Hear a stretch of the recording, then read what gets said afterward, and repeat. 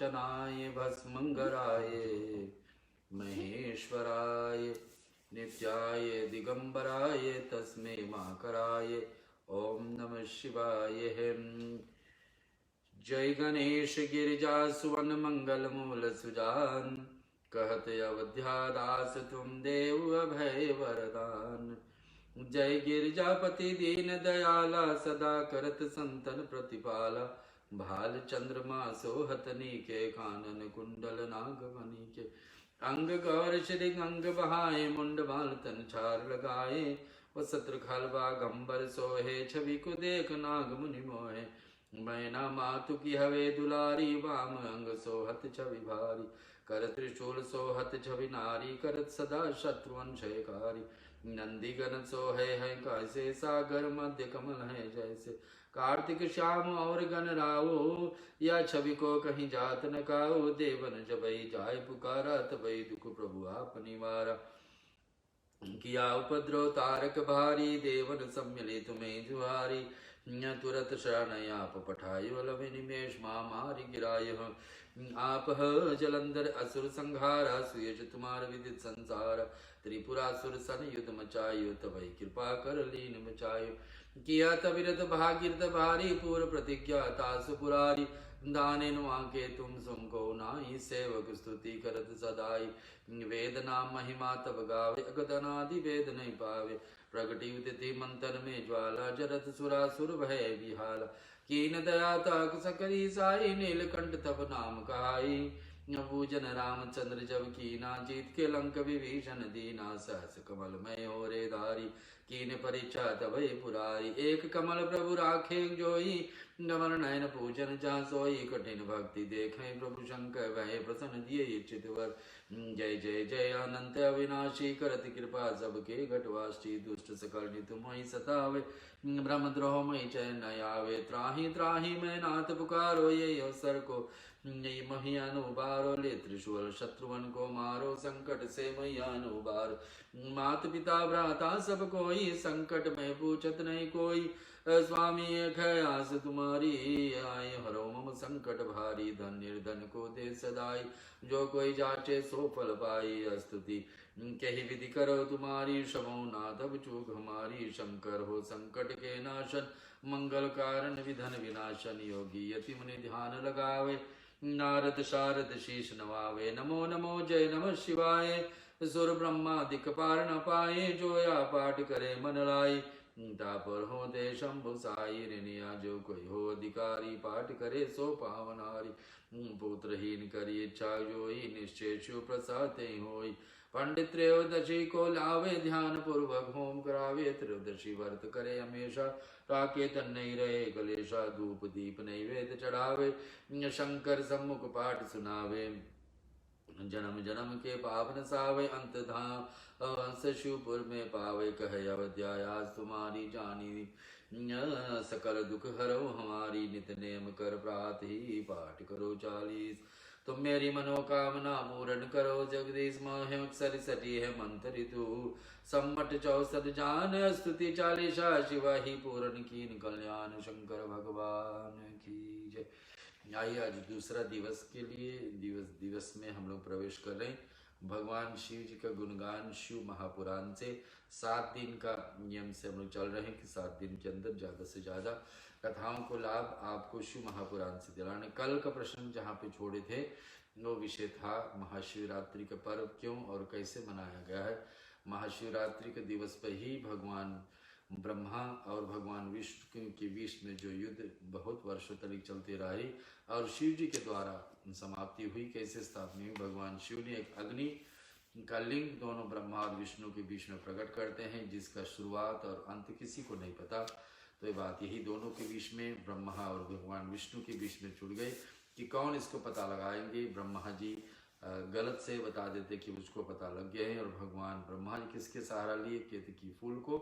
जब सच्चाई पता चली तो भगवान शिव ने दोनों को श्राप करके अपने कंधे से प्रकट करते हैं भैरव को और भैरव जा करके भगवान ब्रह्मा जी का एक मुख काट देते जिस मुख ने गलती यानी कि झूठे वचन कहे थे और उसके कारण से भगवान शिव भगवान ब्रह्मा जी के चतुर्मुखी रह गए और वहाँ से अपूजनीय हो गई, यानी कि उसका पूजा विधि विधान जैसे और देवताओं का होता है वैसे नहीं माना जाता है। तो वो बात वहाँ छुटी और वहाँ से सबसे पहला किसी ने शिवलिंग का पूजा आरंभ किया है तो भगवान ब्रह्मा जी और भगवान विष्णु। किस दिन था? 14 की तिथि था, 14वां तिथि था, जिस तिथि पर भगवान ब्रह्मा और विष्णु मिल करके शिव जी का लिंग का पूजन आरंभ किए। इस शिव पुराण का भी जो सप्ताह के लिए हम लोग लिए हैं, ये भी इसका भी शुरुआत गणेश जी का, गणेश श्री गणेश हुआ है कल से। कल भी 14 तिथि था हमारे बीच में। वैशाख महीना है। आगे हम सुनेंगे आज के विषय में।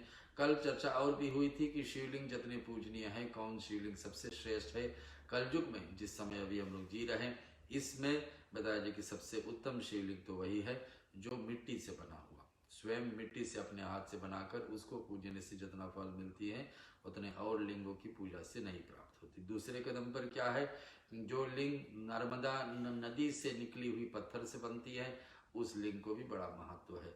जो लिंग 12 उंगली का है उतनी ऊंचाई का लिंग है। अगर जो ऐसा लिंग को हम पूजन करते तो ऐसा लिंग रखने से ही स्थापना हो जाती, लेकिन नियम मर्यादा रखना है। ये लिंग को हर दिन प्रतिदिन जल पूजा आदि करने से ही लिंग स्थापित हुआ लिंग को आपको आशीर्वाद के रूप में दे सकते हैं। यहाँ महर्षि ऋषि जो 7 खंड शिव महापुराण के अंदर है, इसके विषय में हम सुन रहे। पूजा का वेद।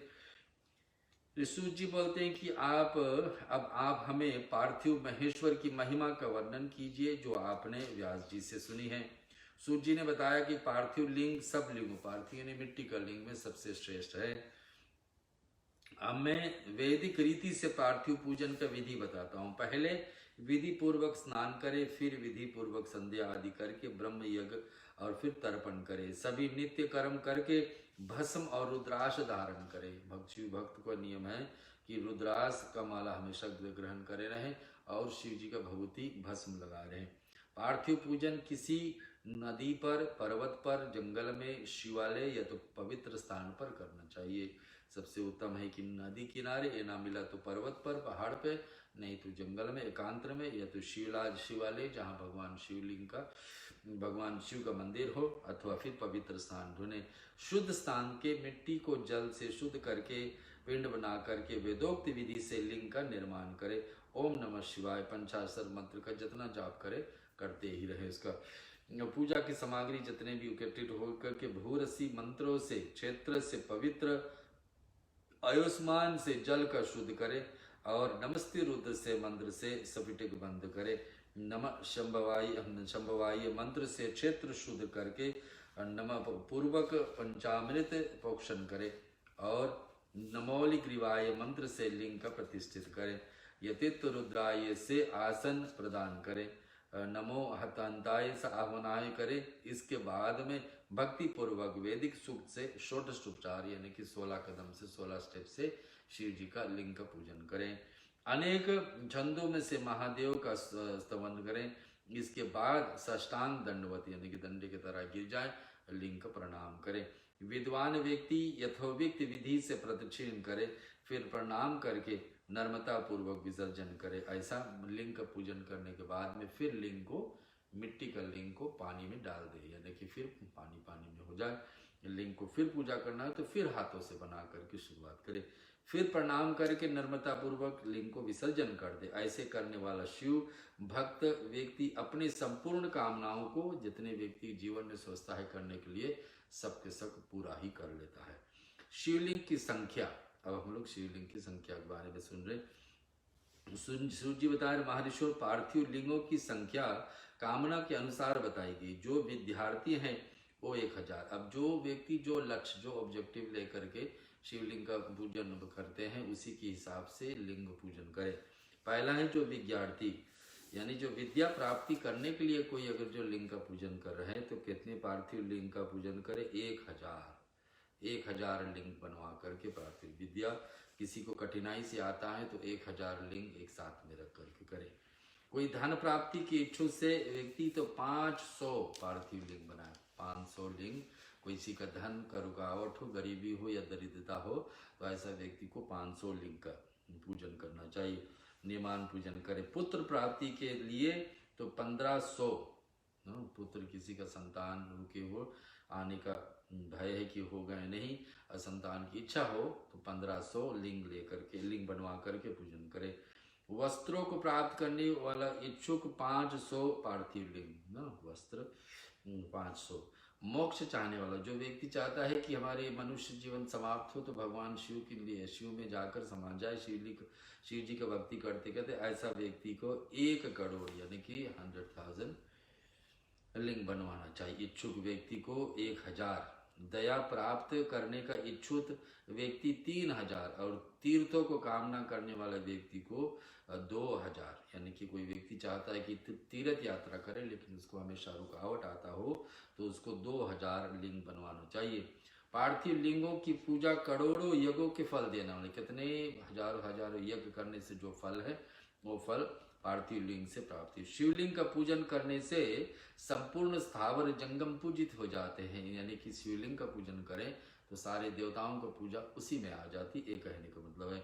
इस संसार रूपी सागर से तरने का इससे सुंदर कोई दूसरा उपाय नहीं। भस्म के अभाव से मिट्टी का त्रिपुंड भी लगा से, अगर जो भस्म नहीं है, सबसे उत्तम भस्म अर्पण करना चाहिए शिव जी को। अगर जो भस्म नहीं है तो मिट्टी का ही भस्म समझ करके उसको त्रिपुंड यानी 3 उंगलियों से रेखा बना कर करे धारण करें। रुद्राक्ष की माला तथा बेलपत्र के बिना पूजन संपूर्ण हो। भगवान शिव के जितने रुद्राक्ष प्रिय है, भभूति प्रिय है, उतने ही बेलपत्र के विषय में कल सुने थे, जिसका वृक्ष के नीचे बैठ करके श्रवण करने से ज्यादा गुना लाभ हो जाती है।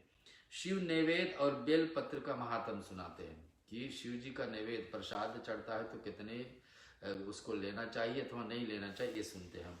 शिव जी का अनन्य भक्त धीर निश्चय से सत्यवर्ती शिव नैवेद्य भक्षण अवश्य करते हैं, और शिव जी के नैवेद्य को पाकर तो पाप भी दूर भाग जाते। जो भगवान शिव को अर्पण किया हुआ प्रसाद हो उसका जो भक्त खाते हैं तो उसके जीवन में पाप किए हुए सभी धीरे धीरे सब क्षय हो जाते हैं। शिव नैवेद्य, घी आटे से बने हुए नैवेद्य भक्षण करने से अनेकों पुण्य प्राप्त होती है, उससे अरबों खरबों यज्ञों से भी अधिक शिव, यानी कि कितने हजार यज्ञ कोई कर ले, जितने फल प्राप्ति होती उतना शिव जी का प्रसाद अर्पण करके ग्रहण करने से होती है। जिसके घर में शिव जी का नैवेद्य का प्रचार होता है उसका सब घर भी पवित्र हो जाता है। जिस घर में शिव जी का प्रसाद अर्पण किया जाता है वो घर स्वयं पवित्र। इसलिए शिव नैवेद्य को देखकर खुशी खुशी उसको भक्षण करना चाहिए, खाना चाहिए। और शिव नैवेद्य को ग्रहण करने के बाद ब्रह्म हत्यारा से जो व्यक्ति शिव जी का अर्पण किया हुआ प्रसाद को खाते हैं और बड़े से बड़े पाप किए हुए जीवन में ब्राह्मण को भी हत्या कोई किया हो तो पाप से भी छुटकारा पा जाता है भगवान शिव को घी से बने हुए पकवानों को। वे लिंग, लोहिलिंग, सिद्धलिंग, अस्वयं लिंग तथा समस्त प्रतिमाओं को में चंडाल का अधिकार नहीं है, अधिकारवती है। तो लिंग के ऊपर अर्पण किया हुआ कुछ भी वस्तु, चाहे फूल हो, चाहे फल हो, चाहे जल हो, चाहे दूध हो, चाहे नैवेद्य है, शिवलिंग पे एक बार स्पर्श हो जाते उस प्रसाद या तो दूध या फूल को या फल को नहीं ग्रहण करना चाहिए, क्योंकि वो शिव गणों के लिए ही बन जाता है। आइए हम सुन रहे हैं शिव महापुराण की कथा 7 दिन के बीच में, हमारे बीच में आज दूसरी रात्रि में चल रहे हैं। बेलपत्र का महात्म, बेलपत्र क्यों महान बने भगवान शिव के लिए, उसको सुनते हैं। महात्म सुनिए, हे मुनिए सुनिए, यह बिल महादेव जी के स्वरूप है। भगवान शिव मानते हैं कि बेलपत्र जो है उनका स्वरूप है, यानी कि साक्षात भगवान उसमें समाते हैं। संसार के समस्त पवित्र तीर्थ बिल में है, यानी कि तीर्थों का फल बेलपत्र में है। और बिल के मूल के लिंग से अवश्य शिव जी का वास होता है। जो व्यक्ति बिल का मूल में जल चढ़ाता है तो उससे सब तीर्थों का स्नान करने, बेलपत्र के जल में पेड़ में जो कोई जल डाले तो समझना पूरा तीर्थ करके आते हैं। जितना फल है उतना बेलपत्र का पेड़ के जड़ में जल अर्पण करने से। शिवलिंग पर दीपक जलाने वाला व्यक्ति, और शिवलिंग पर दीपक जलाने वाला व्यक्ति ही शिवलिंग पर दीपक जलाने व्यक्ति और पूजन करता हुआ शिवलोक को प्राप्त करता है। शिवलिंग पर दीपक जलाने से सभी पापों को छूट करके ज्ञानमान होता था। जो व्यक्ति शिवलिंग पर दीपक जलाता है और दिखाता है, वो ज्ञानवान बुद्धि उसको बढ़ती ही बढ़ती। बेल के मूल में से दूध पे पका हुआ भोजन शिव भक्त। बेल पत्र अगर जो हो तो उसके पास दूध से पका हुआ भोजन अगर जो कोई अर्पण करे और भक्तुक जन को खिलाए, वो व्यक्ति सभी दरिद्रता दूर हो जाती। दरिद्रता यानी कि व्यक्ति के जीवन में धन आता हो लेकिन उल्टे जगह पर लग रहा हो तो समझना दरिद्रता का असर है उन पे। तो ऐसा व्यक्ति के जीवन से दरिद्रता दूर हो जाती, जो दूध से पका हुआ भोजन बेलपत्र का जड़ में भगवान शिव का अर्पण करके भक्तों को में बांटता है। अब शिव जी का नाम का महिमा सुनते हैं कि शिव जी का नाम बोलने से, जैसे राम नाम का महिमा अलग है, वैसे शिव जी का नाम सुनते हैं। ऋषिगण सूर्य जी से बोलते अब आप हमें भस्म, रुद्राक्ष और शिव जी का नाम का महिमा बताइए। तो बताने लगे, सुनिए, भस्म, रुद्राक्ष, शिव नाम, ये त्रिवेणी है शिव जी के लिए। ये तीन चीज एक साथ हो जाए, भस्म, एक व्यक्ति अगर जो भस्म लगाए हैं, रुद्राक्ष पहने हैं और शिव जी का नाम बोलते रहे तो समझना ये चलता फिरता भगवान के स्वरूप है। त्रिवेणी के समान महापुण्य व्यक्ति है जो तीनों चीज एक साथ करता है। रुद्राक्ष पहना हो, शिव जी का भस्म लगाया हो और शिव जी का नाम बोलते चलते फिरते। शिव जी का नाम तो गंगा जैसा समान है और भस्म जो भभूति है वो यमुना जैसा है और रुद्राक्ष जो है सरस्वती जैसा एक व्यक्ति के जीवन में होता है। अतः ये तीनों रूप धारण करना चाहिए, यह महत्व वेद शास्त्रों में भी गुण रूप से कहा गया है। शिव नाम दावगनी और महापाप पर्वत है। शिव जी का नाम दावगनी और महापातक नाम पर्वत नष्ट हो जाते हैं। ब्रह्म हत्यादि महान पापों से राशियों नष्ट हो जाती। मनुष्य इस संसार रूपी सागर से तर जाते हैं जो व्यक्ति शिव जी का रुद्राक्ष माला पहने होते हैं और भस्म लगाए होते हैं और शिव जी का नाम नित्य बोलते रहते हैं। आदर पूर्वक शिव जी का नाम जप करना चाहिए, वह इस संसार से मुक्त पा लेता है। पूर्व काल में इंद्रघूम नामक राजा तथा एक ब्राह्मण दंपति थे जो महापापी थे। इन दोनों को शिव नाम का महिमा द्वारा सदगति प्राप्ति हुई। इस कथा को हम यहाँ पर छोड़े, आगे हो रही कि भस्म का महिमा, भभूति जो हम लोग अर्पण करते इसका विषय में सुनिए। सूजी बता रहे कि भस्म दो प्रकार के होते, एक महाभस्म, एक स्वल्प भस्म। महाभस्म ये तीन प्रकार की फिर होती है, जो श्रोत, स्मृति और लौकिक, जिसको हम समझेंगे। श्रोत भस्म और स्मृति भस्म ब्राह्मणों के लिए है तथा अलौकिक भस्म अन्य वर्णों के लिए है। इसके भेद सुन लीजिए। ब्राह्मण भस्म को मंत्र के साथ धारण करे, ब्राह्मण को जो भस्म लगा रहे हैं तो एक मंत्र बोल कर करी। अन्य वर्ण को व्यक्ति बिना मंत्र को ही भस्म लगा सकता है। उपलोक की सिद्ध की हो जाती राख योम, यज्ञ कुंड में राख भस्म कहला जी। यज्ञ कुंड जहाँ पर हवन हुआ हो, देवताओं को आहुति अर्पण किया गया हो, उसी को निकाल करके भस्म कहते हैं। ये इसी से आपको त्रिपुंड लगाना चाहिए। स्वयं भगवान को अर्पण करें लिंग पर और फिर अपने आप लगा लें। भस्म लगाकर त्रिपुंड धारण करके जप करना चाहिए। भस्म और त्रिपुंड लगातार जो व्यक्ति यज्ञ आदि कार्य तथा जप तप पूजन आदि करते हुए काल को भी अपने वश में कर लेते। जो व्यक्ति भस्म लगाकर फिर पूजा पाठ करता है तो ऐसा व्यक्ति को जीवन में कभी अचानक मृत्यु नहीं होती, दुर्घटना नहीं होती, एक्सीडेंट से बचते हैं। चाहे एक्सीडेंट से, चाहे कहीं टकराने से, आग से, पानी से, खतरा से, जीव किसी प्रकार से अस्त्र शस्त्र इस पे नहीं चलती, ये सबसे बचते हैं जो व्यक्ति त्रिपुंड यानी कि भगवान शिव का भस्म लगाकर फिर पूजन। जो ब्राह्मण त्रिपुंड धारण नहीं करता है उसकी समस्त पूजा आदि व्यर्थ हो जाते हैं। यहाँ तक शिव पुराण बता रहे कि ब्राह्मण अगर जो भस्म नहीं लगाते हैं तो उसका किया हुआ शिव कर भक्ति भी निष्फल माना जाता है। वानप्रस्थी अधिचित योम कन्याय मध्याह्न में भस्म को जल से मिलाकर के सूखी भस्म को प्रति दिन धारण करते हैं। जिसके पास भस्म नहीं है तो भस्म को मिट्टी को ही भस्म मान करके लगाए। ऐसा करने से शिव जी का भक्ति तथा जीवन मुक्ति प्रदान हो जाती। जो व्यक्ति हर दिन भस्म लगाते, अनमिका के बीच, अनमिका को है इसको बोलते हैं, इसको और अंगुली तथा और इस उंगली को लेकर तथा छोटी उंगली तीन को लेकर के भस्म की रेखा लगाना चाहिए। जितने विस्तार से उतना त्रिपुंड धारण करना चाहिए। शरीर के शेष अंग भागों में धरा धरा यानी कि मस्तक पर लगाए। पृथ्वी, वायु, सोम आदि का नाम लेकर त्रिपुंड धारण किया। ब्रह्मा, विष्णु और रुद्र की उत्पत्ति करने वाला भगवान शंकर का ध्यान करके ओम नमः शिवाय मंत्र बोल करके त्रिपुंड को धारण करे। अब रुद्राक्ष का महात्म हम सुनते। रुद्राक्ष क्यों इतना महान हो गए शिव जी के लिए और शिव भक्तों के लिए, सुनिए। सूत जी ने पूछा कि शौनक जी, भगवान शंकर का रुद्राक्ष क्यों प्रिय है इतने?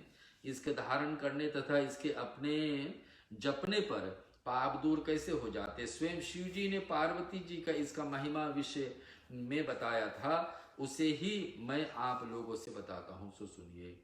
एक दिन शिव जी ने पार्वती से पूछा कि पूर्व काल में मैंने मन की एकाग्रित करके दिव्य सहस्त्र वर्षों तक तपस्या कर रहे थे। भगवान एक बार शिव जी अकेले थे और उस बीच में तपस्या की से बहुत 1000 वर्षों तक लीन हो गए, आग बन करके अपने आप में। मेरे मन में कुछ भय, कुछ डर ऐसे समा जाती है। तभी मैंने नेत्रों से आंखें खोले।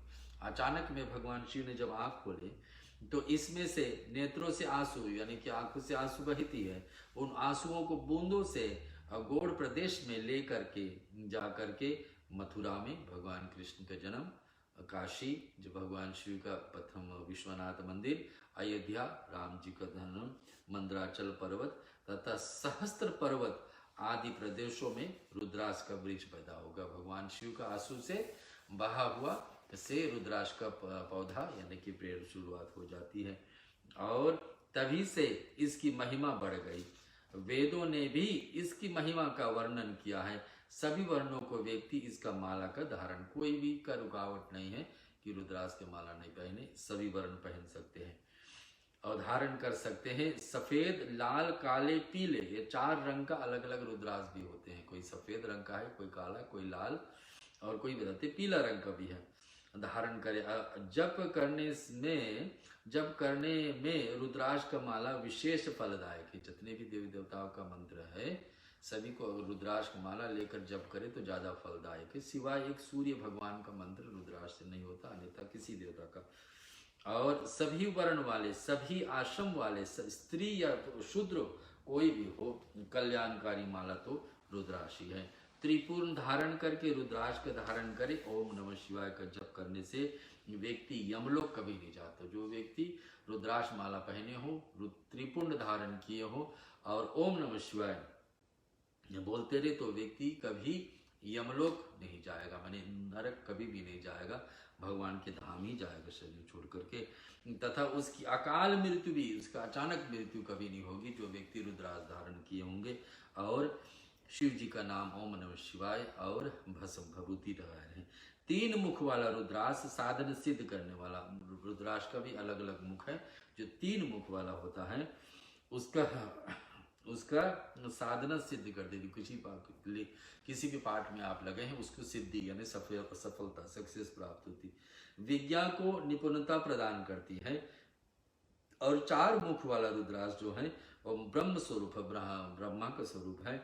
इसके पूजन से नर हत्या भी नष्ट हो जाती है। अगर जो व्यक्ति जीवन में कोई बड़ा जीव हत्या किया है उससे छुटकारा प्राप्त। कालिंगनी नाम से 5 मुख वाला रुद्राक्ष तो शिक्षाक्ष रुद्र शिव जी का रूप है। यह रुद्राक्ष सभी कामनाओं को पूर्ण करने वाला है और अंत में मोक्ष की प्रदान करने वाला। कौन? 5 मुख वाला। और रुद्राक्ष 14 मुख तथा तक के हैं और जो विभिन्न देवताओं के प्रतीक है। अनेक कामनाओं के लिए, अलग अलग काम के लिए अलग अलग मुख वाला रुद्राक्ष को धारण करना चाहिए। बोलो शंकर भगवान की जय। रुद्र संहिता द्वितीय खंड, अभी हम लोग पहला संहिता में चल रहे हैं, इसका दूसरा खंड के प्रवेश करते। सुनिए ऋषिगणों की वार्ता। ऋषिगण सूत जी से बोलते कि आपने विज्ञेश्वर संहिता का उपख्यात भली भांति तो सुन लिए, अब आप शिव जी का प्रकट, उमा की उत्पत्ति, शिव उमा का विवाह, गृहस्थ धर्म एवं अन्य शिव चरित्र बताने की कृपा करें। शिव जी से पूछा जाता है इस कथा में सूत जी आदि कि आप विघ्नेश्वर संहिता तो सुन लिए, लेकिन आप बताइए शिव जी का आना होना और उमा यानी शिव जी का पार्वती रूप में, शिव जी के साथ पार्वती की आना, पार्वती के साथ विवाह, भगवान शिव का गृहस्थ आश्रम, विवाहिक जीवन, इस सब विषय में चर्चा करिए। सूत जी बताने लगे, सुनो ऋषि, आप सब परम धन्य हैं जो शिव चरित्र सुनना चाहते हैं। शिव चरित्र जगत में पावन करने वाला गंगा जी के समान पवित्र है। एक बार नारद जी ने भी अपने पिता ब्रह्मा जी से इस प्रकार से पूछा था कि शिव जी के विषय में चर्चा करिए। ऋषि वृंद कहने लगे कि हे सूत जी, इस संवाद को हमें विस्तार पूर्वक बताइए, शिव जी का जीवन चरित्र। नारद मुनि काम विजय। एक बार क्या होता है, सूत जी बताने लगे कि एक बार नारद जी हिमालय में के गुफा में बैठकर मौन धारण कर तप करने लगे। कौन? नारद मुनि।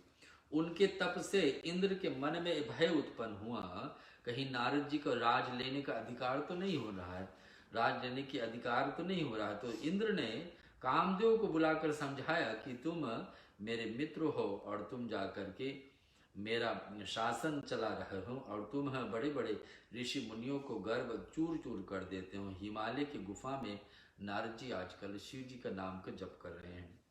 कहीं ऐसा तो नहीं कि शिव जी से मेरा राज्य वो मांगने जगह है कि तपस्या करके शिव जी को प्रसन्न कर ले और शिव जी वरदान दे दे कि इंद्र आसन नारद को मिल जाए। तो इंद्र का ये देवता का डर बताते हैं किसको? काम अब बुला करके उसके बताते कि जाइए उसका तपस्या को, कामदेव से बताते तपस्या को भंग करिए। किसका? नारद मुनि का। तो तुम वहां जाकर सुंदर बाग निर्माण करके प्रवीण अप्सराओं से काम वर्धक नित्य द्वारा उनकी तपस्या भंग कर दो। यानी कि ऐसा नाच करो, ताप करो, अप्सराओं के ले जाओ नारद मुनि के सामने कि नारद मुनि की तपस्या भंग हो जाए। और नित्य करके नारद जी तपस्या का भंग करने की असमर्थ हुए। नारद जी के पास गए तो क्योंकि कामदेव को भस्म करने वाला शिव जी ने यही स्थान था, इसी स्थान पर कामदेव को भगवान शिव जी भी भस्म किए थे। तो नारद मुनि इसी स्थान को चुने थे इस तपस्या करने के लिए।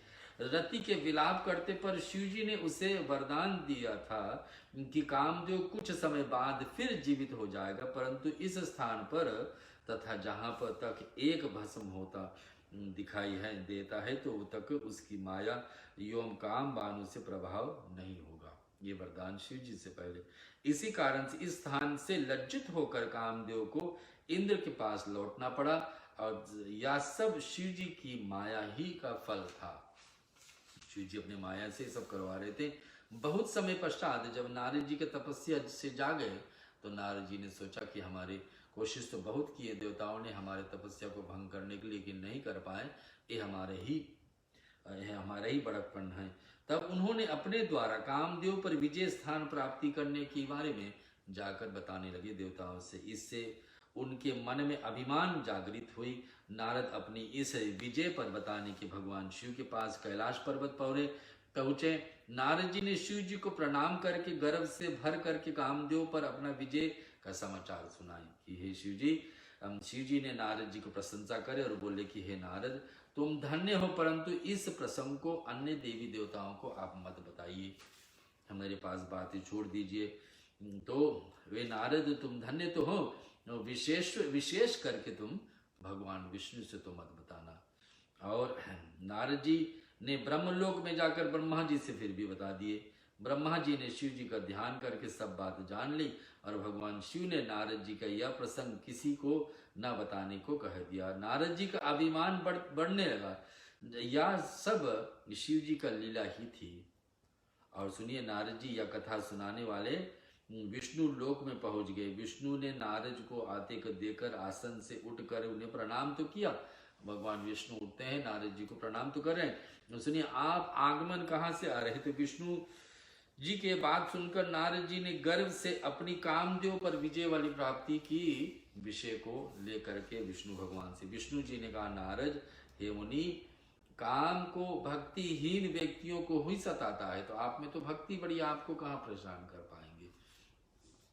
आप तो ब्रह्मचारी है, तपस्वी है, ज्ञानी है, वैराग्य है, तो लेकिन आपको कहाँ ऐसा परेशान? आपको तो ये विकारी काम कैसे सता है? विष्णु जी के ये बात सुनकर नारद जी गर्व में भर करके बोले कि यह सब आपकी ही कृपा है। कामदेव की क्या औकात है कि जो मेरा कुछ बिगाड़ सके? इतना कहकर नारद जी विष्णु लोक को चले जाते हैं।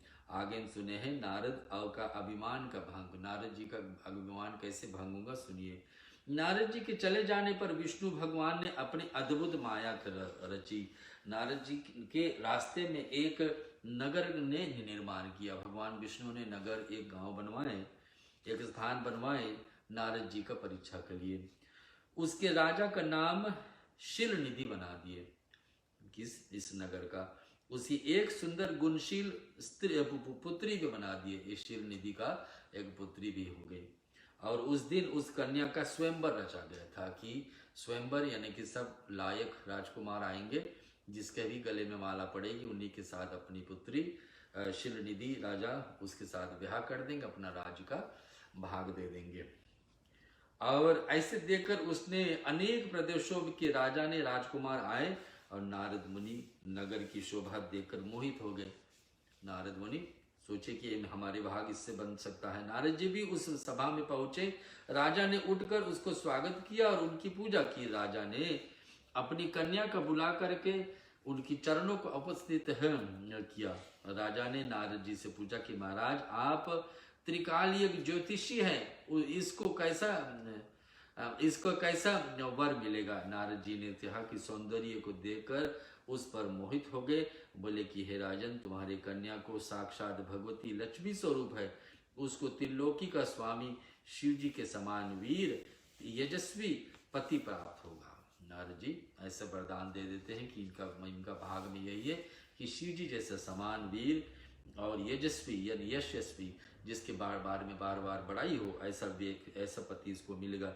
इतना कहकर नारद जी वहां से चल गए और उनके हृदय में विकार पैदा हुआ कि यह कन्या मुझे ही मिल जाना चाहिए, परंतु राजाओं के सामने या मुझे स्वीकार नहीं करेंगे, क्योंकि सब स्त्रियां रूपवान पति ही चाहती हैं। नारद जी ने सोचा मेरा रूप तो है नहीं ठीक इनके लायक। तो नारद मुनि क्या करते हैं, भगवान विष्णु के पास पहुंचे और उन्होंने भगवान विष्णु को नमस्कार करके शिल निधि राजा के विषय में, कन्या के बारे में बताया कि मुझे उस सभा में जाकर के इस कन्या से ब्याह करना है, मैं उसे पाने की इच्छा रखता हूँ, आपके पास आए हूँ, आप मुझे अपना रूप प्रदान कर दीजिए। भगवान विष्णु से कहे कि हरि जैसा रूप, हरि भगवान विष्णु का नाम एक है, लेकिन हरि का दूसरा अर्थ जो भी है उसको सुनेंगे। हे नारद जी, आप वहां पहुंचे, मैं तुम्हारा हित करूंगा, नहीं आपकी भलाई के लिए जो है। नारद जी से कहते भगवान विष्णु मैं करूंगा। वहां पहुंचकर भगवान विष्णु ने नारद को अपना रूप ना देकर उन्हें बानर जैसा मुख दे दिया। एक ये बानर, हरि का दो अर्थ होता है, एक भगवान विष्णु का नाम हरि, बानरों को नाम भी हरि है, तो उनका रूप दे दिए। इस तरह भगवान ने यहाँ पर भक्त का हित का किया हुआ तथा झूठे भी नहीं बने। वहां नारद जी राजाओं की सभा में बैठ कर के प्रसन्न होने में लगे।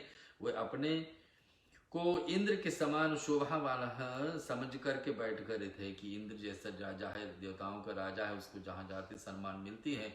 नारद जी इस रूप से उस स्वयंवर में बैठ गए और वहां पर रुद्रगण भी ब्राह्मण के वेश उपस्थित हुए। वे नारद जी की रक्षा करने के लिए उपस्थित हुए थे। नारद जी ने उनकी बानर रूप को केवल कन्या ने ही देखा था। इस वेश को रुद्रगण भी जान गए और वे उनकी हंसी उड़ाने लगे। भगवान शिव का दो गण थे, वहां ब्राह्मण को रूप धारण करके नारद जी का हंसी करने लगे।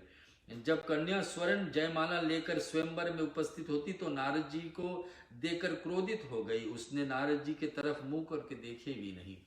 आगे बढ़ती तब राजा के वेश में विष्णु भी उपस्थित थे, जो कन्या को विवाह करने के लिए गए। रुद्रगणों ने नारद जी से कहा कि आप दर्पण में जाकर अपना चेहरा तो देखिए, स्वयंवर में बैठे हैं, कोई अच्छे मुख वाले आते तो। तब नारद मुनि ने अपना मुख दर्पण में देखा तो क्रोध से भरकर उन्होंने रुद्रगण को, शिव जी के गणों को शाप दे देते हैं। और शाप में क्या कहते हैं, वे सुने कि अत दोनों तुम राक्षस बन जाओगे। रुद्रगण चुपचाप शाप को ग्रहण करके शिव लोक को चले जाते। इधर नारद जी शिव जी के माया को ही ना समझ करके क्रोध में भर करके जल में अपनी परछाई देकर विष्णु के पास गए और क्रोध में भर करके बोले कि हे विष्णु, हे दुष्ट। भगवान विष्णु को अलग अलग शब्द कहने लगे कि आप कपटी हो, आप मलिन मन वाले हो, तुम दूसरे को सुखी देखना नहीं चाहते हो और तुम पूरे माई हो, तभी तो तुमने मोहिनी का रूप धारण करके देते। जब समुद्र मंथन हुआ था और भगवान विष्णु ने एक मोहिनी रूप धारण किए थे, अमृत लेकर देवताओं को पिलाए लेकिन राक्षसों को नहीं पिलाए। तो नारद मुनि उस बात को लेकर बताते कि उस समय आपने कपट किए थे, इसी कारण से आपका ऐसा। तो अमृत पिलाया था और कलश को छीन लिए थे, तुमने ही मुझे स्त्री कलेश से दुखी दिया है। तुमने, नारद मुनि कहने लगी विष्णु, आपने मुझे स्त्री कलेश, स्त्री के खोज में हम निकले थे, उसके कारण से आप मुझे दुख दिए हैं। और स्वयं कपट पूर्वक राजा का रूप धारण करके आप कर आए थे, और अथ तुम मनुष्य रूप में राजा बन करके स्त्री कलेश में दुखी रहोगे। तो नारद मुनि का शाप यही है कि तुम भी कभी मनुष्य बनोगे और राजा के रूप में होगे, लेकिन तुम्हारी पत्नी का कलेश यानी कि कुछ न कुछ ऐसे बनी रहेगी। तुम मेरा बानर का मुख दिए थे, अत यही बानर तुमको सहायता भी करेंगे। नारद मुनि का शाप। विष्णु भगवान ने शिव जी को कृपा से ये शाप स्वीकार कर लेते। यही भगवान विष्णु जब दूसरे रूप में अवतार लेंगे, राम का रूप में, अपनी पत्नी सीता का दुख लेकर के जीवन बीतेगी। नारद मुनि के शाप के कारण शिव पुराण कहरी आ रहा है। जब शिव जी की माया का पर्दा हट जाती है तो विष्णु के साथ जो कन्या थी वह अदृश्य हो जाती है, हरा जाती है ना। भगवान विष्णु के साथ नारद जी एवं विष्णु जी अपने असली रूप से प्रेरित हो जाते हैं। अब नारद जी को ज्ञान हुआ कि पश्चाताप करने लगे, पछताने लगे कि विष्णु भगवान को इतने सारे बातें हमने कह दिए जो नहीं कहना चाहिए। मुख से एक बार वचन निकल जाती, वापस नहीं आती। नारद मुनि के यही पश्चाताप हो रहा। भगवान विष्णु ने नारद जी को उठाकर प्रेम पूर्वक हृदय से लगा लिया। जब नारद मुनि क्षमा मांगने लगे और कहने लगे, हे नारद, तुम चिंता ना करो, तुम्हारे अभिमान ने घेर लिया था, तुमने शिव जी की आज्ञा का पालन नहीं माने। शिव जी ने कहा था इस अपने जो कामदेव पे विजय आप प्राप्त किए, उस विजय के बारे में किसी से मत कहना, लेकिन आप बात माने नहीं। और यह सब शिव। नारद जी धरती पर आए और जहां जहां शिवलिंग देखे दर्शन करने लगे।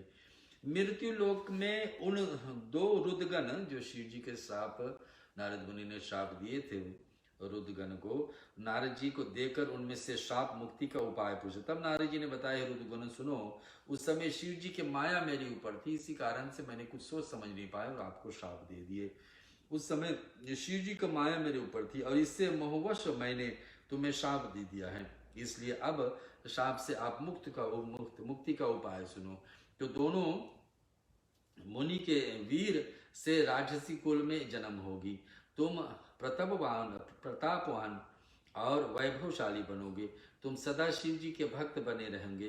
कई वर्षों के पश्चात भगवान श्री राम का अवतार होगा। नारद मुनि बता रहे उस शिवगणों को, और तुम उनके हाथों से मारे जाओगे, तब तुम्हारा उद्धार होगा। मृत्यु लोक में नारद जी शिव तीर्थों का भ्रमण करने के पश्चात ब्रह्मलोक में जहाँ जहाँ भी शिव जी का तीर्थ धरती पर आए, सब के सब नारद मुनि दर्शन किए और अंत में ब्रह्मा जी के पास जाते। वहां पर ब्रह्मा जी को प्रणाम किया और विष्णु स्वरूप को समझकर शिव जी का कृपा कर प्रसन्नता के लिए विषय में उनसे पूछा। ब्रह्मा जी बोले, पुत्र नारद, तुम्हें बहुत ही लोक कल्याणकारी प्रश्न पूछा है। महाप्रलय के समय समस्त स्थावर जंगम नष्ट हो जाएंगे। सूर्य, चंद्रमा, ग्रह, तारे, वायु, पृथ्वी, जल सब के सब नष्ट हो जाएंगे जब महाप्रलय होगा। और सुनिए, केवल आकाश ही शेष रह जाएगा, सत असत कुछ भी नहीं रहेगा। उस समय केवल अनंत स्वरूप परमानंद सदाशिव ही प्राप्त हो रहेगी। और इसी को पंडित लोग अवर्चीन तथा प्राचीन ईश्वर की मूर्ति कहते हैं। उसने अपने शरीर से कभी नष्ट न होने वाली शक्ति प्रकट किया है, वही शक्ति जननी कहलाएगी। शिव जी ने उस पराशक्ति के साथ शिवलोक क्षेत्र को रचना करेंगे, जो काशी के नाम से जाना जाता है। यह क्षेत्र सर्पधारी और मोक्ष प्रदान करने वाला होगा। कसके विषय में, वाराणसी के विषय में बता रहे। प्रलय काल में भी यह क्षेत्र शिव पार्वती के रहित नहीं रहता है, इसी कारण से इस क्षेत्र में अविमुक्त कहते हैं। शिव ने धनुष धारण कर यहाँ एक आनंद कारण बनाया है। इसमें से शिव पार्वती ने रमन करते हुए दूसरे पुरुष को निर्माण की इच्छा व्यक्ति को, और सोचा कि उससे काशी का भार सौंप करके काशी में शांति शयन करेंगे।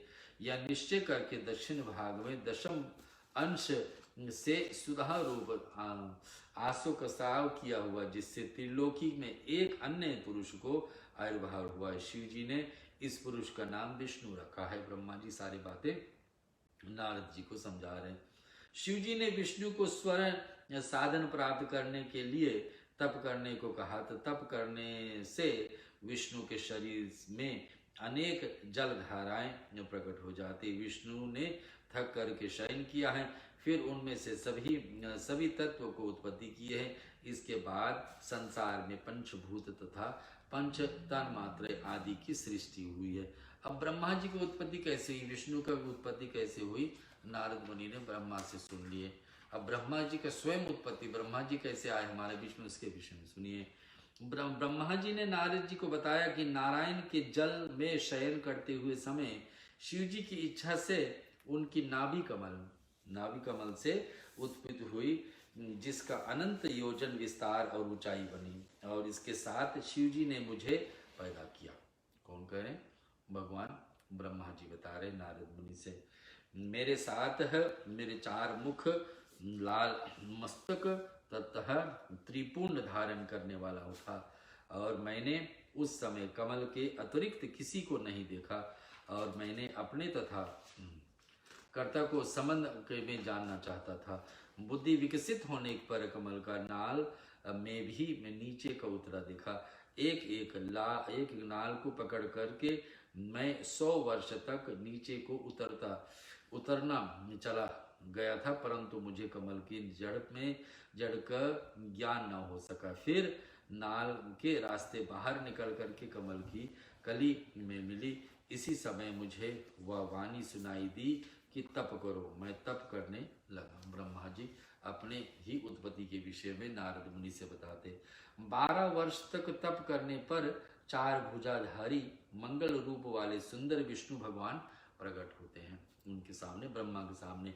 मैंने उनसे पूछा कि तुम कौन हो? संसार को कर्ता ब्रह्म अविनाशी तो मैं हूँ। विष्णु क्रोध से भरकर कहा कि तुम्हारा कर्ता तो मैं हूँ, तुम मेरी नाभि से उत्पन्न हो, मेरी अंश हो। यह चराचर संसार मुझ में ही स्थित है।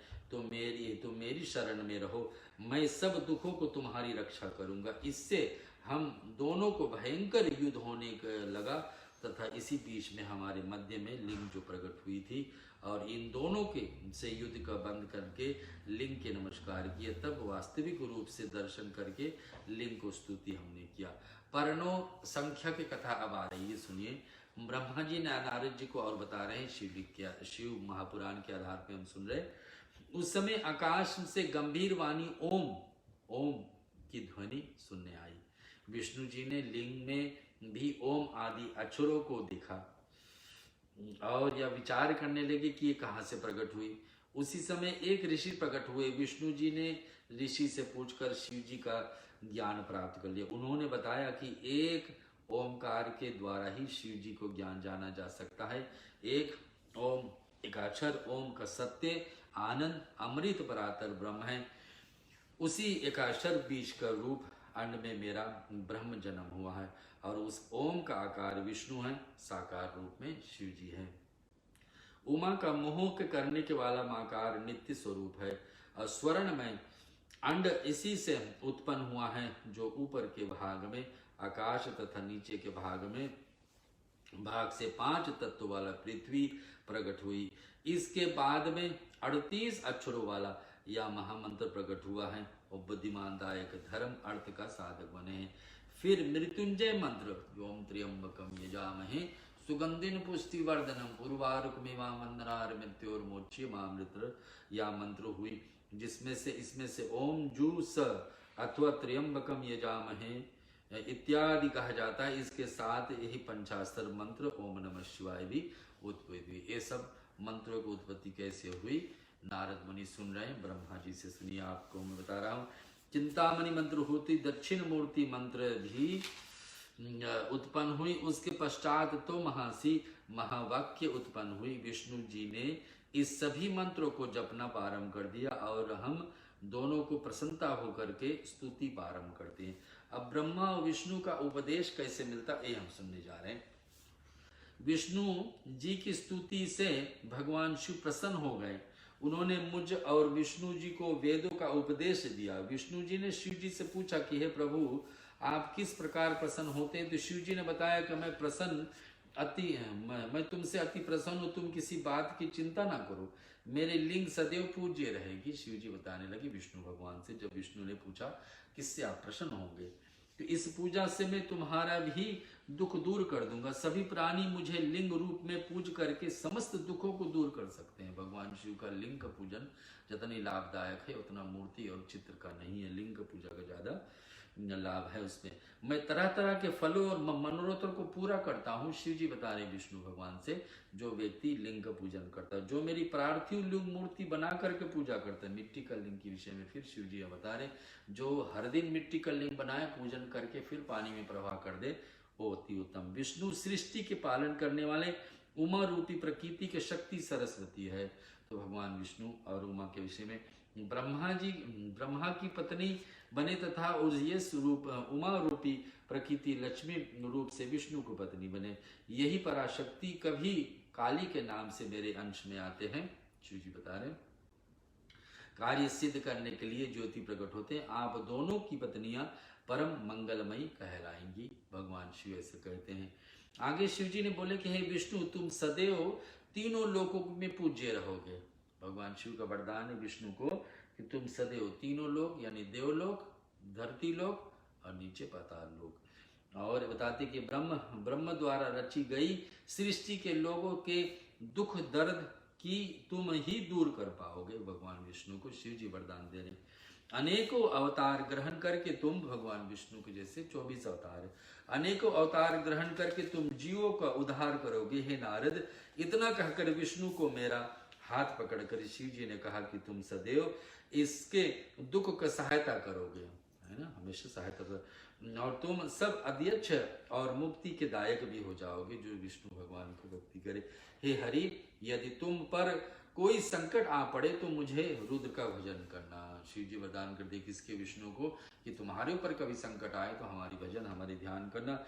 जो मेरे आश्चर्य में आ जाता है उसके सभी दुख मैं दूर कर देता हूँ। शिव जी कह रहे हैं अब तुम तीनों देवों के आयु सुनो। तीनों ब्रह्मा विष्णु और महेश का उम्र वायु कितना है सुनिए। 30 दिन का एक महीना होता है, 12 महीने में एक वर्ष होता है, 100 वर्ष में ब्रह्मा जी के एक दिन है। 100 वर्ष जब बीत जाए तो ब्रह्मा के एक दिन है। इस प्रकार से वर्ष प्रमाण से ब्रह्मा का आयु 100 वर्ष का होता है।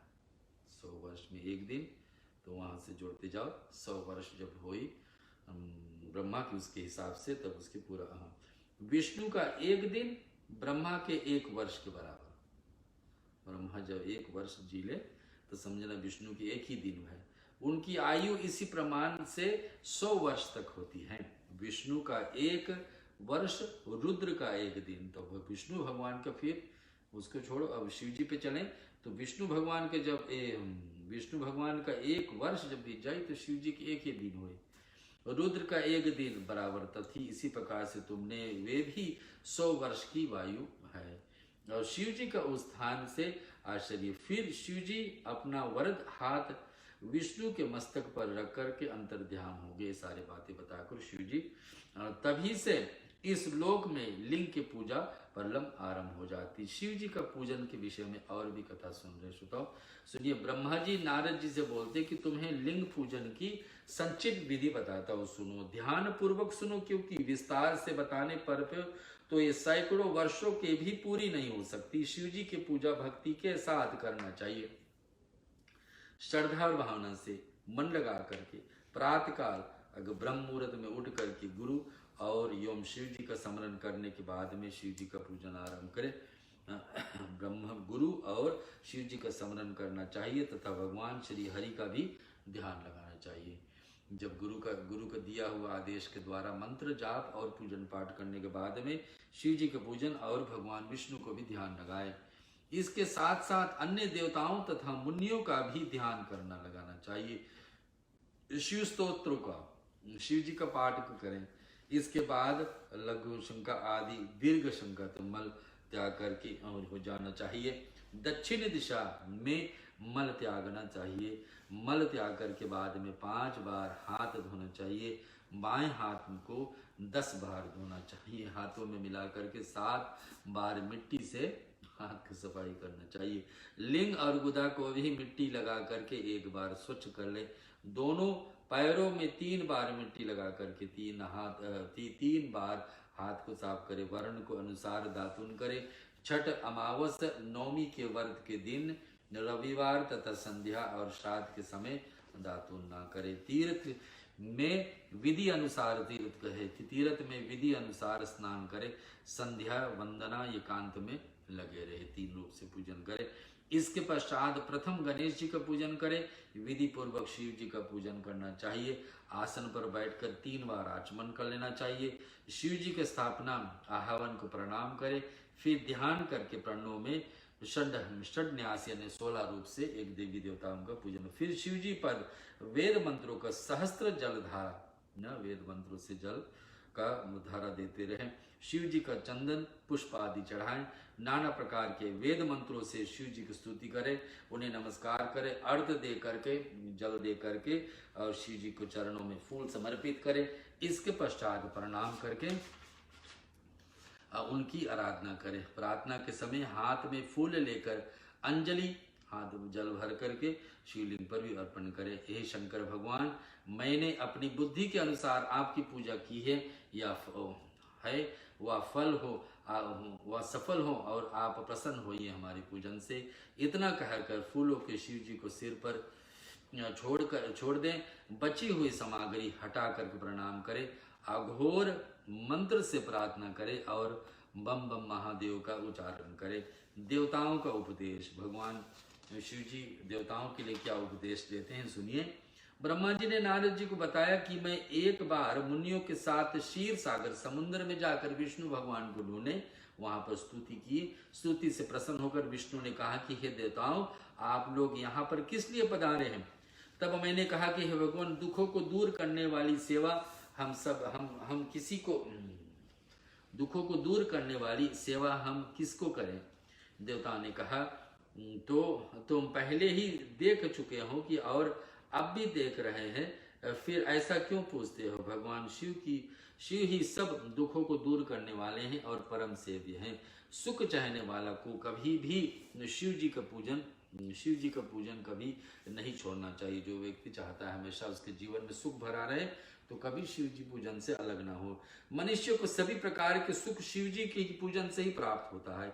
इसके अतिरिक्त मुक्ति को भी मिल सकती है। शिव पूजन करने से सुख और साथ साथ में अंत में मुक्ति। विष्णु जी की बात सुनकर सभी देवताओं ने शिव जी को प्रणाम किया और सभी कर्मों को सिद्ध के लिए शिवलिंग का पूजन देवताओं ने आरंभ कर दिए। और आरंभ करते हुए विष्णु भगवान की आज्ञा से विश्वकर्मा ने सभी देवताओं के पूजन के लिए शिवलिंग प्रदान किए। जितने देवताओं का लोक है, सबका लोक में विश्वकर्मा ने एक एक लिंग बना करके दे दिए। और पद्म राग मणि का लिंग इंद्र देवता को दिए। सोने का कुबेर का लिंग दिए। सोने का लिंग बनाकर कुबेर देवता को दिए। मणि को धर्मराज यानी कि मृत्यु देवता यमराज के दिए हैं। श्याम वर्ण का वर्णन का लिंग, नील कमल का लिंग विष्णु जी के दिए, काले रंग का। स्वर्ण में लिंग ब्रह्मा जी को, चांदी का लिंग विश्वदेव जी को, पीतल का लिंग वसुओं को दिए। सफटिक का मणि का लिंग अश्विनी कुमार को मिला। तांबे का लिंग लक्ष्मी को प्राप्त हुआ। मोती का लिंग आदित्यों को मिला। वज्र का लिंग चंद्रमा और ब्राह्मणों को दिया गया। ब्राह्मणों को पत्नियों को मिट्टी का लिंग दिए। नागों को चंदन का लिंग दिया, नाग देवताओं को। और देवताओं को मक्खन का लिंग बनाकर, योगियों को भस्म का लिंग बनाया। यक्षों के दही का लिंग बनाया। छाया को मिट्टी का लिंग बनाकर प्रदान किए।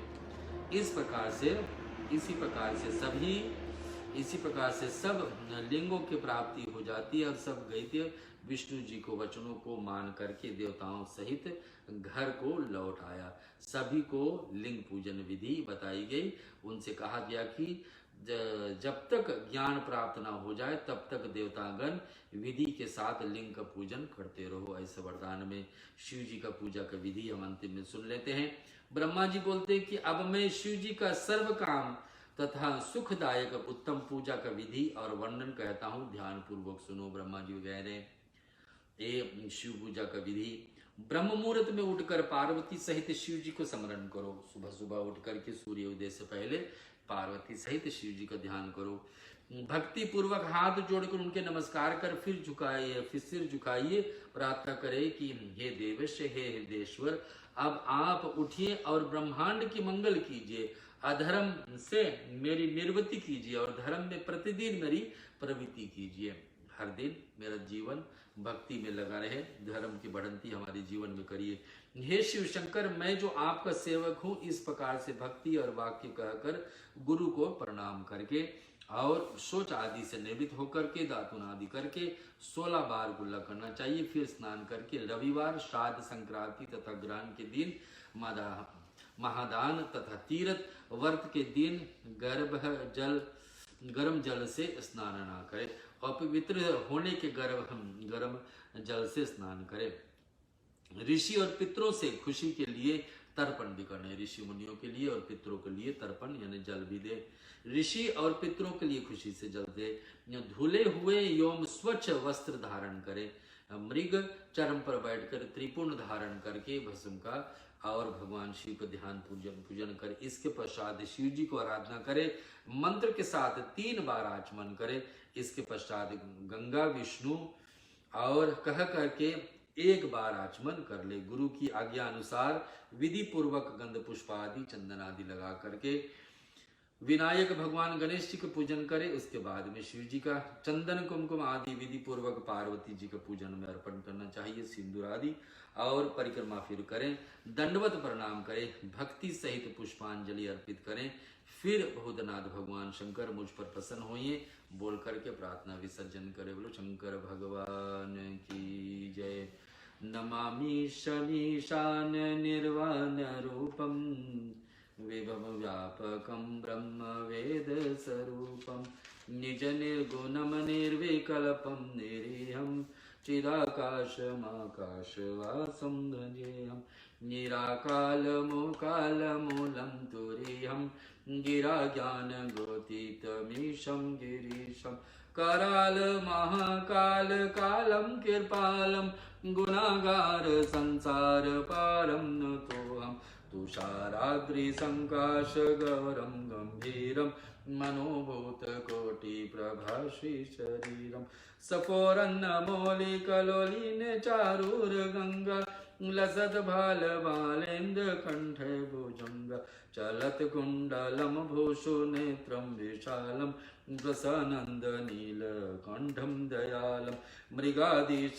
चर्मणमुण्डमालं प्रिय शङ्करं सर्वनाथं भजामि प्रचण्ड प्रकष्टं प्रलेहं परेशं खण्डयजं भानु कोटि प्रकाशं त्रिशूल निर्मूल शूलपानीयं भजेऽहं भवानीपति भवगम्यं कलातीन्त कल्याण कल्पान्तकारी सदा सजदानंद दाता पुरारी चिदानंद संदोह मोह पहारी प्रसिद्ध प्रसिद्ध प्रभु मन्मधारी नायवा गुमानाथ पादार विंदे भजेति लोके परेव नारायण न तत्व सुखम शांति संतापनाशम प्रसिद्ध प्रभु सर्वभूतादिवासम न जानामि योगम जपेनेव पूजम न तो हम सदा सर्वदा शंभु तुभ्यं जरा जन्म दुःख्यत वैमानम प्रभु पाहि आपनमामीश शंभो रुद्राष्टक मृक्तः रुद्राष्टकमिक्तं प्रोक्तयुक्त विप्रेण हरतोष्ये या पठन्त नरां भक्तां तेषां शंभु प्रसिद्धत। ओम नमः शिवाय। अब आरती करें।